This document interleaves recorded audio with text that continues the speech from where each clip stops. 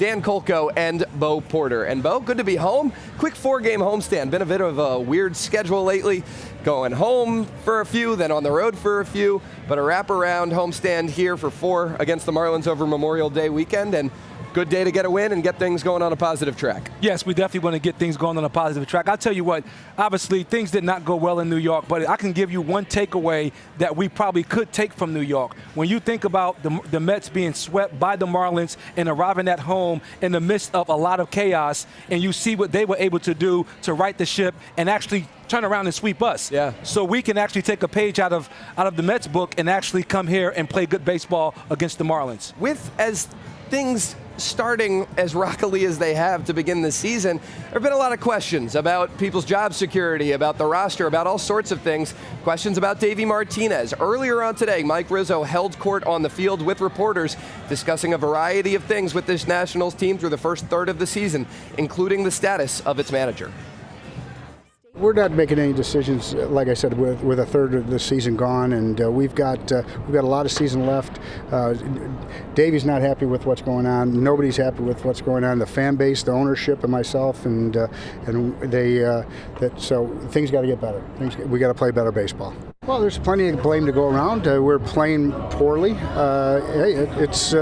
Believe me, I'm just like a lot of the fan base, a lot of the players, and the coaching staff and the manager. It's hard to watch sometimes, but we're certainly not going to pull the plug before we're a third of the way through the season. We're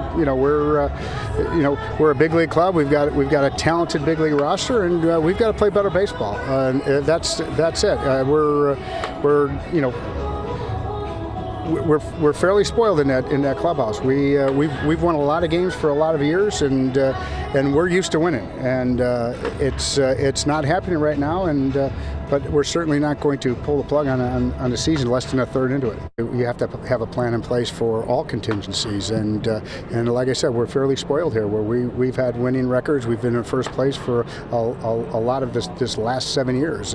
There's only 3 teams in all of baseball, I think, that have played 500 baseball over the last 7 years. So we're certainly cognizant of the calendar and where we're at in the standings, and we always have a 1, 3, and a 5-year plan in our minds, and that'll continue. There's a lot of people in this group right here that predicted us to win 90, 92 games and win the division and World Series, and that was our expectation coming into this. And the third into the season, I'm certainly not going to pull the pin on that and blow it up. So Mike Rizzo staying the course with this Nationals club despite how things have been to this point in the season, and there's no way around it.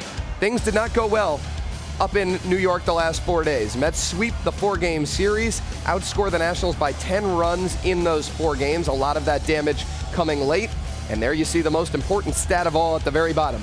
13.03 for the Nationals and their bullpen over these 4 days. Bo, there was something that happened in the 8th inning of yesterday's ballgame. Davey Martinez came out after Howie Kendrick got ejected, argued a call, and then also got himself ejected. And what happened after that ejection was the Nationals scored 3 runs and took the lead.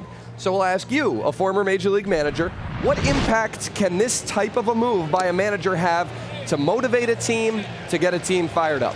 I tell you, it can have a huge impact, and I'm going to tell you why. The reason it can have an impact is your players want to know. You can verbally tell them, I have your back, we're in this together. But when you come out and show the emotion that Davey was able to show yesterday, it actually backs up what it is you're saying in those conversations. And you look at the pitch, Howie Kendrick, especially the fact that it's one of the leaders on the team that ended up getting ejected, and for him to be walking away and then see his manager come past him and defend the rest of the team, it definitely can have a huge impact on your team. There might be fans sitting at home saying that's cheesy, that it shouldn't require a manager getting thrown out of a game to motivate big league players. But when things are going tough, over the course of 162 games, you're saying something like that can jolt a clubhouse. Well, let me tell you what could have been worse. What could have been worse is for him to not come out, Howie Kendrick gets thrown out of the game, and now the players are sitting there and they going, one of our leaders just got ejected. The manager did not defend us. He doesn't have our back. Well, what's going on here? Right. So the fact that he came out, defended Howie Kendrick, defended the team, again, it backs what it is. He's saying to these guys, we're all in this together, and I'm going to fight for you each and every day because I know you're fighting for me. Nationals took the lead after that. They ended up losing the game, obviously, and got swept up in New York. But after yesterday's game, Brian Dozier and a couple Nationals saying they stand by their manager. He's a hell of a manager. I got his back any day. So. Davey does a really, really good job always defending his players, whether that be on the field with an umpire, to you guys, in the media, in the clubhouse, whatever it is, and he does a really good job of that. So. This is not the first team I've ever been on that's lost games early. I mean, I've been on teams, back with the Angels, and, you get down early, just, you keep fighting, you keep grinding because it is a long season. I mean, I think we got 4 months left. So, I hate to think that we're going to be playing this type of baseball 4 months down the road. So, like I said, we got a great group of guys. We got a lot of guys eager to get better, and, we'll improve down the road. A lot of veterans in this clubhouse has been around for a long time, and you can ask anybody, and it's not really we're down right now. We got our backs against the wall, but at the same time, we've been in. I know I have been in these types of situations before in my career, and it's a long season. You can put a lot of good things together down the stretch. And the Nationals hope that things change starting today. Here are the probables for this 4-game wraparound series. Over Memorial Day weekend, Pablo Lopez and Kyle McGowan today. Then the Nationals send out 2 of their big 3, Patrick Corbin and Max Scherzer, over the next 3 days. Caleb Smith, that left-hander that will go for the Marlins on Sunday, has been tremendous, and the Nationals have had trouble with Jose Urena. We'll see if they can get to him on Monday. Bo, let's talk about something to watch, something key for both of these teams as we enter these 4 games here at Nationals Park. Let's start with the Nationals. What's the key for them in your eyes these next 4 days? Well, one, I think, is straightening out the bullpen. When you look at, obviously, everything that took place in New York and everything that has taken place throughout the course of the first third of this season, we've had a lot of trouble in the bullpen, holding leads or just keeping the game where it's at, where you give the offense a chance to make a comeback late in the season. So I'm going to just go to, when you look at from a probability standpoint, one would lead you to believe that the bullpen is not going to continue to have a 7 ERA. Right. When you look at the back of these guys' baseball cards and the fact that they have been productive major league relief pitchers, and Mike Rizzo put this team together with the thought process that we can compete for a championship. So when you look at that, in my mind, I don't see them continuing this trend because the talent level is just too good of those guys down there. We've heard of the phrase regression to the mean. This would be some progression to the mean. The Nationals working their way back to a level that seems much more probable for this bullpen ERA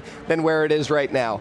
Bo, what about the Marlins? What's key for them in these 4 days? Well, you look at the starting pitching. They've pitched to a 1.93 tune in this streak that they're on, and I would say that they're due to regress because they're not going to continue to pitch to a 1.9. When you look at some of these ERAs coming into this series here, you have a 5 for the starter tonight. You have a 4.2. Then you got Caleb Smith, who's been the best starter at 2.3, and then you have the 4.3. I don't think they're going to be able to maintain this type of success as the season continues to go on.